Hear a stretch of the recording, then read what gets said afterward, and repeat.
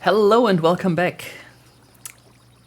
As you can see, my house in the background changed a little bit. I did do some upgrades on the area, just some decorations, but nothing in depth. In this episode, we will start cooking and get some fields going. We will upgrade our backpack to the gold tier, and we get started with create. So let's get started and dive right in. So first things first, I got everything moved over to this little chat here. So I have my crops, wood, stone storage and everything set up here. And as you can see, I also got a little lava farm going, which just needs the last set of lava here, and this will probably burn me if I try it like this. So it needs to wait. I can probably. Oh god! Now I lost some dripstone. Why did I do this? Do I have dripstone here? Yes. Great, now everything's burning. Alright. I can manage that. Alright. Crisis averted. Nothing is burning, right? Yes, good. And the lava is gone again.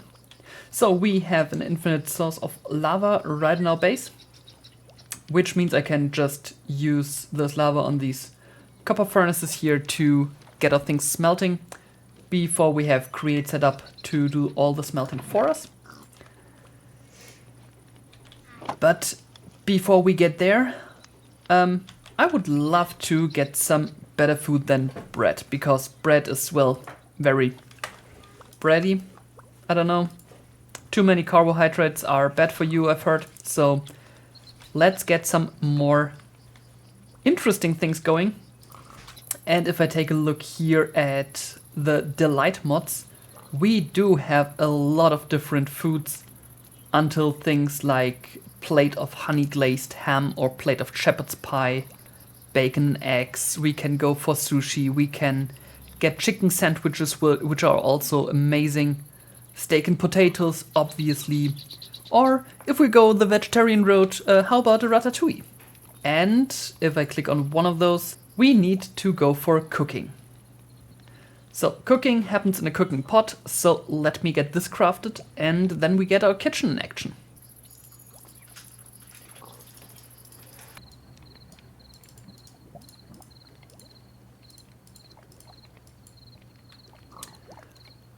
And with this cooking plot completed, let's go inside and see what we can do with it.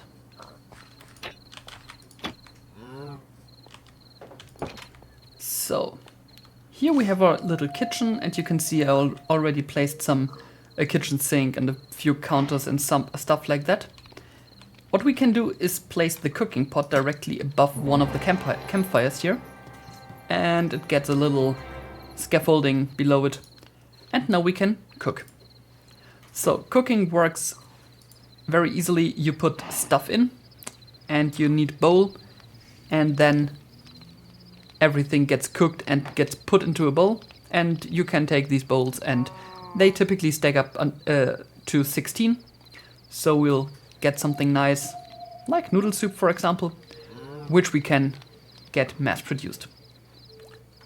But before we can get cooking, we really need to get some seeds and get fields going, because my storage is not that full for actual food items.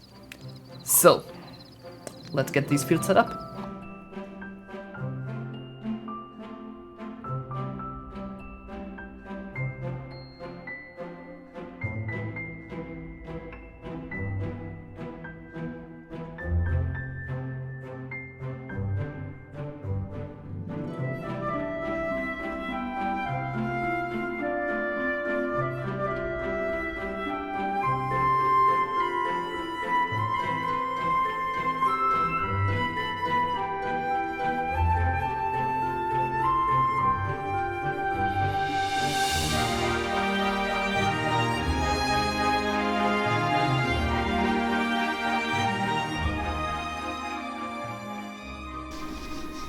And while there's a thunderstorm coming up in the distance, behind me you can see the finished fields, at least for now.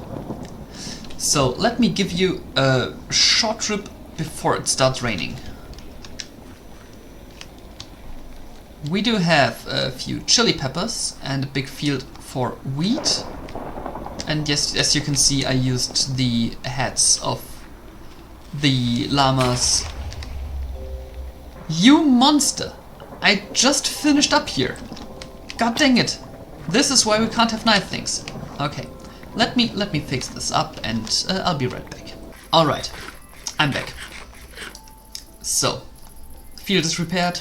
We have a wheat field here. We have some chili down here, some potato in the next field, and there we have some flax. And over here on this side we have a field for beetroots, tomato and cabbage. My cabbages! And on this end here we have carrots and onions. And up here I still have some place to grow whatever else comes up. So I think we're pretty good on crops. So what do we cook? As it is fall right now, or getting fall more and more, I would actually love to go for a good old pumpkin soup. We got cabbages and I have some pumpkins also set up. I just forgot where. Let me take a look. Here. There's some pumpkins. So we do have pumpkins, we do have cabbages. What else do we need for pumpkin soup? We need some pork and we need some milk. So, we do have a cow, so milk shouldn't be a problem. And for pork, we do have 2 pigs, so maybe I'll set up a pen for my pigs until the next episode and we can, yeah, get into some pumpkin soup. Next on the list for today was to upgrade the backpack. To upgrade my backpack, I need backpack upgrades. Which means blank upgrades, which require again backpack tanks and leather and a chest. And there we go. So let's put the leather, the glass, and we need a chest. I do have 1 more chest left. Great. And this makes 4 blank upgrades. Take 1 and surround it with iron to make an iron tier upgrade, and take 1 and surround it with gold to make a gold tier upgrade. We need a smithing table. And I've seen a smithing table in one of the villages before, but I think I didn't grab it. So let's craft our own, and we got a smithing table. Take our backpack and let's combine the backpack with iron. And you can see it's now iron tier and it has a lot more inventory. And let's combine this with gold for another row of inventory. So I think we are pretty good on inventory right now. We do have a lot of space, and therefore the second part of the plan is done. Awesome. And from here, let's go on to the third directly. Let's start with create. So for create, you need 2 things. You need something that produces rotational power, and you need something to use that rotational power. The plan is to get a mechanical press going. Create actually has a fantastic in-game explanation. So if you see there, hold W to ponder. If I hold W, you can see here how the block works. So this is a small animation which really just helps you to understand what is going on, and every block in Create has this ponder menu, so you can really see how it works in action. And all of these apparatus here you can actually just build yourself in the same way, and yeah, use the blocks So to get the mechanical press, we need a shaft, we need an andesite casing, and we need a block of iron. For a shaft, we need andesite alloy, which is also like the base element of the whole create mod. And you can see you can craft andesite alloy with 2 andesite and 2 iron, or 2 zinc nuggets. Let's grab a stack of andesite and let's grab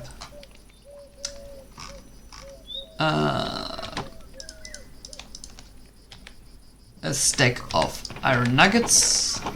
Let me put away the rest. And let's create half a stack of andesite alloy like this. And I do get an achievement and I unlock a gazillion new crafting recipes. And from here on I can just craft shafts like this. And for 2 andesite alloy I get 8 shafts. I think that's okay. And for an andesite casing, you need to right click andesite alloy on a stripped log. So do we have any stripped logs? We do. We do have some birch lying around. And because I know that I need a lot earlier than later, let's do it like this and get our andesite casings. And last but not least, we need a block of iron. And then we can combine all of this to get our mechanical press. Nice. So we could place it in the world. There's also a hand crank, which can be used to very manually utilize some of the early machines. But I don't really want to do this. I want to get rotational power the old-fashioned way with the water wheel. And now you might ask why we start with the mechanical press. The other thing I want to create is the mixer. And for this we need a cogwheel, which is just a shaft and some planks, another andesite casing and a whisk. And for that we need iron sheet. And iron sheet is done using the press. So we need to start there so we can set up our whisk later on. So on the topic of rotational power, there is water wheels. There's small water wheels. And if you use a small water wheel in the middle and surrounded by more planks, you get a large water wheel. And again, I can just use ponder to see how it looks. And yeah, they're just being used with a bit of water. They're turning around and then there's rotational power coming out. The big water wheels generate a lot more stress capacity. So a lot more of, pretty much raw power, but they're turning only half as fast as the small ones. So if I click on the small water wheels, you can see they're turning double the speed. Oh, you can't really see because there's no information here, but they're turning double the speed of the large ones. What I want to do, you can see there's a small source running down the hill, and I want to use this to set up a small water wheel, but I need a lot more power than what one small water wheel could provide. So let's hide some stuff. So how do these water wheels work? I have created some normal water wheels and some large water wheels, and you can see for both, they create a small amount of stress capacity, which is okay, because they're very easy to use. You just need to have some flowing water, and then you can just place a water wheel like this, and you can see it's turning. Small water wheels turn at 8 RPM, so 8 rounds per minute, and they create 256 stress capacity, or stress units they're called. So yeah, it's, let's say, not too slow, but still too slow to really work with it. And we have the big water wheels, which are a lot bigger, and they turn at 4 RPM, so half the speed, but they produce double the amount of SU, so 512. So if you want to create more stress, use the big ones. If you want them to turn faster, use the small ones. And if you want both, well, that's actually not too hard as well. So what we can do is, let me jump over here. I dug a small hole, as you can see here. And it's filled with water, and every level has 2 slices of open space where water is flowing. And now I'm trying not to drown. So that means we have a 3x3 hole in the middle. This is filled out completely by a large water wheel if I place it like this. And you can see it's turning. And I can place all of these in here, and they're just hidden. They're nowhere to be seen, but they are there, they're turning, and they produce stress. And if I have 11 of these water wheels, that's around 5,500 stress units. So quite a big amount. Now I can go in here and add some shafts just to extend it a little upwards. And I created a gearbox so I can take the movement from below and turn it on the side. And now I can just add 1 or 2 small water wheels, and you can see the axle is now turning the speed of the small water wheels, but we're not losing any stress units. So with this setup, with big and small water wheels, we're getting the most out of the stress units, and we're getting the speed of the small water wheels, so we don't need to gear up too much to, create more of that. I'll obviously make this prettier in the near future. So now we need to get this power over there in our shed so we can get the machines working. Alright, I did dig a long channel here, and I had to move these water wheels a little bit because I added another gearbox down here. And with this we can just add shafts to that.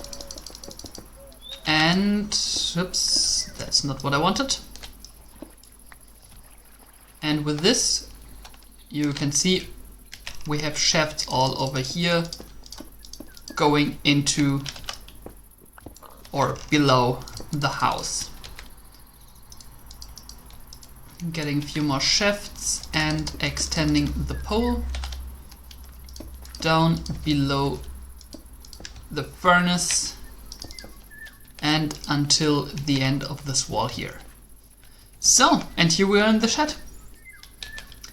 What we also can do is take our andesite casing and just right click the shaft at some point, and we'll just encase the shaft so it looks a little nicer without costing us anything and changing any of the functionality.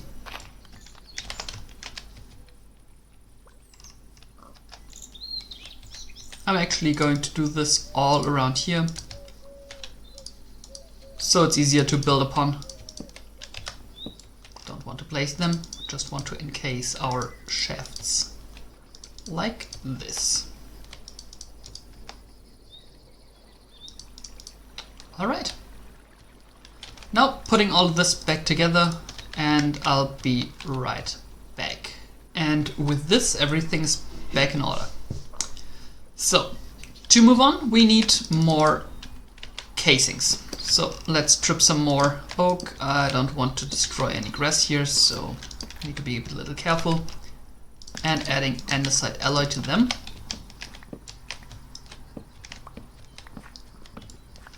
And with this casing and a few iron nuggets, which we have plenty of gladly, I can create encased chain drives.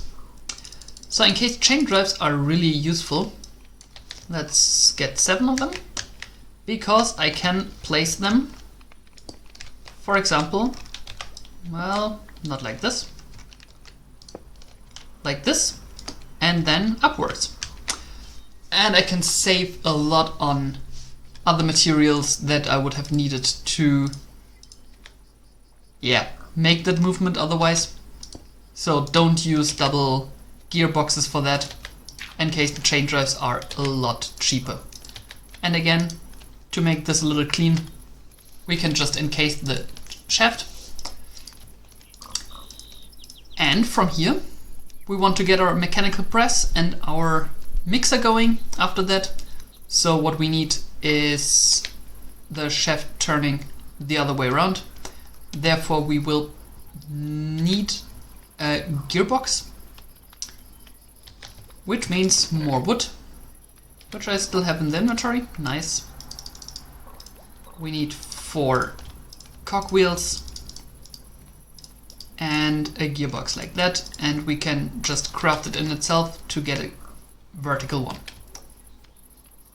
So let's go up another block or 2. No, 1 is okay.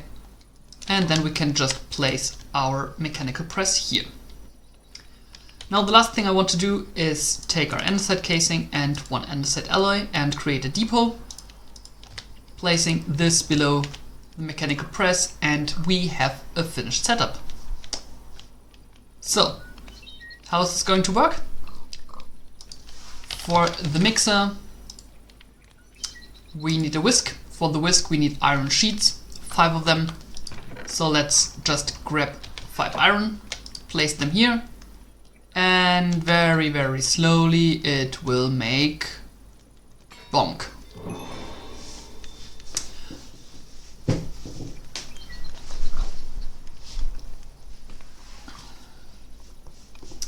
And while this is going through, let's make some more gearboxes.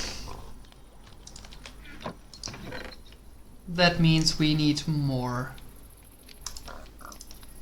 iron, more andesite, getting more andesite alloy, stripping more logs.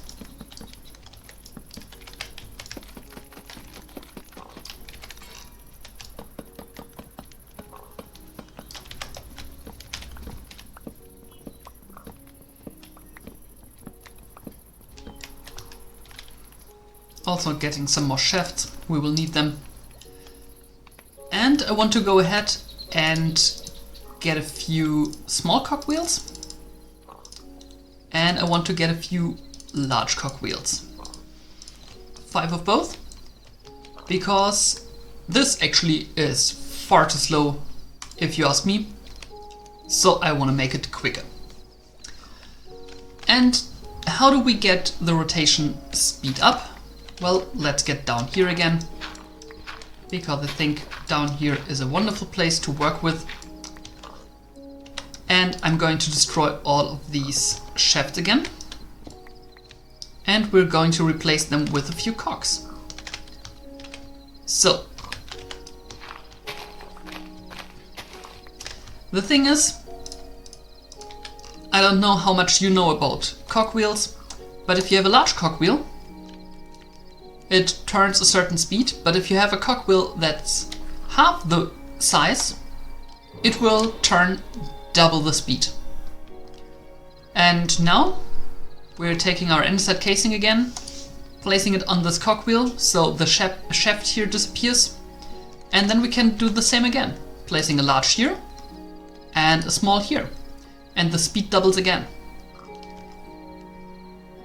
Again, we're protecting this one, large one here, small one here, and again double the speed.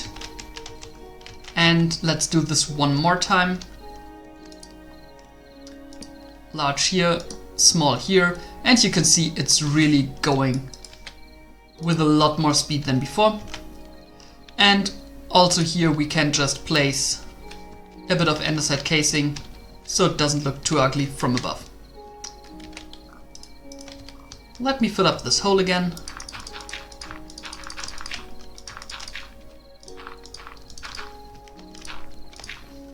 And it's turning a lot faster.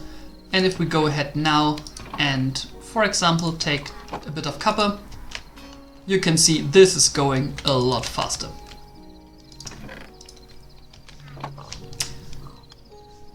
Alright, we have our iron sheets. We can get a whisk, no problem. I made enough andesite alloy for this. And we need one more cogwheel. Oh, I had one, okay. And like this, we got our mechanical mixer. And some friends, hello. I didn't invite you, would you please leave? Like now.